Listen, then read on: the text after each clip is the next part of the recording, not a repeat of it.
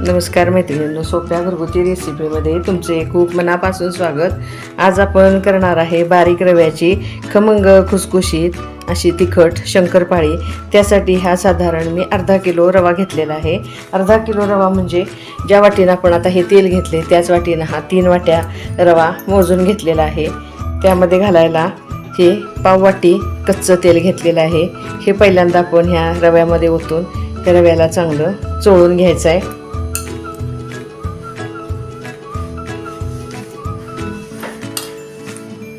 रव्याला आता आपण तेल चोळून घेतलेलं आहे. त्यात आता टाकायचं आहे चवीपुरतं मीठ. ही 1.5 चमचा मिरची पावडर आहे. तुम्ही तुमच्या आवडीप्रमाणे मिरची पावडर कमी जास्त करू शकता. हे 1 चमचा तीळ आणि अर्धा चमचा ओवा हा मी हातावर चोळून घेतलेला आहे. त्यात टाकायला आता ही 1 चमचा कसुरी मेथी, ही पण मी हातावर चोळून अशी बारीक करून घेतली. ही अर्धा चमचा हळद आणि हा छोटा 1 चमचा हिंग घेतलेला आहे. हे आता चांगला आपण मिक्स करून घेऊया. बघा, आता ह्या रव्यामध्ये आपण हे सगळे पदार्थ चांगले मिक्स करून घेतल्यानंतर हा रवा आपण आता कोमट पाण्यामध्ये मळून घ्यायचा आहे. कोमट पाणी थोडं थोडं टाकत एकजीव करून घ्या.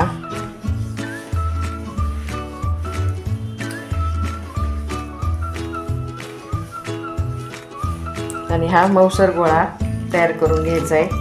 फार घट्ट केला तर हा रवा भिजल्यानंतर तो आणखी घट्ट होतो, म्हणून मळतानाच आपण थोडासा मऊ मळायचा आहे.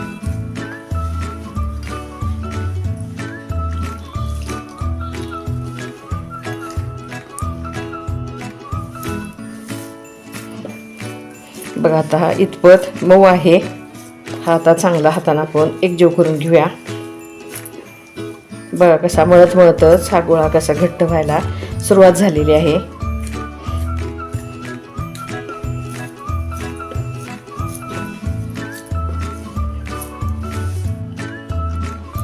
हा असा मळून झाल्यानंतर त्याला अजून थोडं एक अर्धा चमचा तेल लावून हा आपण आता अर्ध्या तासासाठी झाकून ठेवायचा आहे.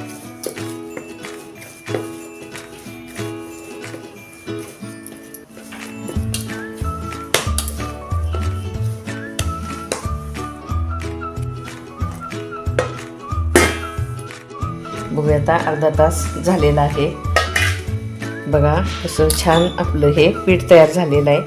आता तेलाच हात लावून अजून 1-2 मिनटं आपण चांगलं ह्याला मळून घेऊया. आपल्या चपातीच्या गोळ्यावडे गोळे करून घेऊया.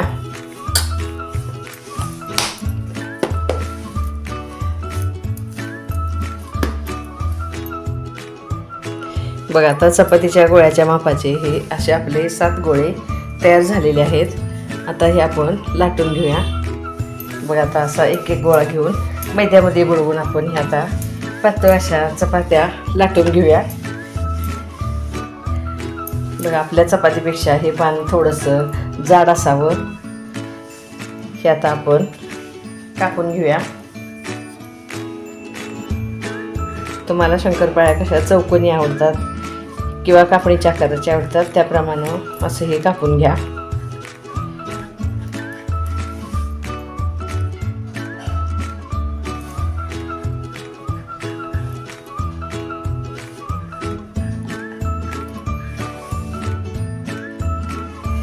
अशा शंकरपाळ्या कापून घेतल्यानंतर हे आता साईडचे छोटे छोटे तुकडे आहेत ते आता काढून टाकूया. तेल पण मी गरम करत ठेवलेलंच आहे. लगेचच हे आपण तळून घेणार आहे. बघा, आता ह्या कापलेल्या शंकरपाळ्या मी अशा ताटात काढून घेतलेल्या आहेत आणि ही आता पानं पण अशी लाटून घेतलीत. आता हे आपण तळून बघूया. बघा, आता गॅसची फ्लेम आपण ही मिडियम ठेवलेली आहे. मिडियम फ्लेमवर तेल पण आपलं चांगलं गरम झाले. आता ह्या अशा शंकरपाळ्या सोडून आपण तळून घ्यायच्या आहेत.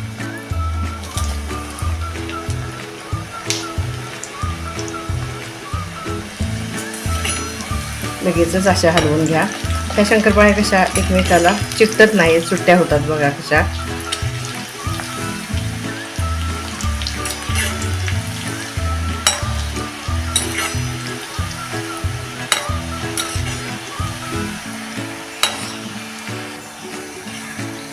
बघा आता तेलाचे बुडबुडे पण कमी व्हायला सुरुवात झाली, म्हणजे ह्या शंकरपाळ्या आपल्या तळून होत आलेल्या आहेत. न थांबता ह्या अशा सतत हलवत राहायच्या आहेत, नाहीतर एक बाजू करपते एक बाजू कच्ची राहते, म्हणून ह्या सतत अशा उलटायच्या आहेत.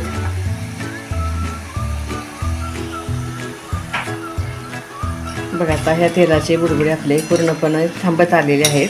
हे आता निथळून आपण काढून घेऊया, कारण शंकरपाळ्या काढल्यानंतर सुद्धा शंकरपाळीचा कलर बदलतो, म्हणून ह्या अशा निथळून काढून घ्यायच्या आहेत. अशा करून आता ह्या सगळ्या शंकरपाळ्या मी तळून घेते.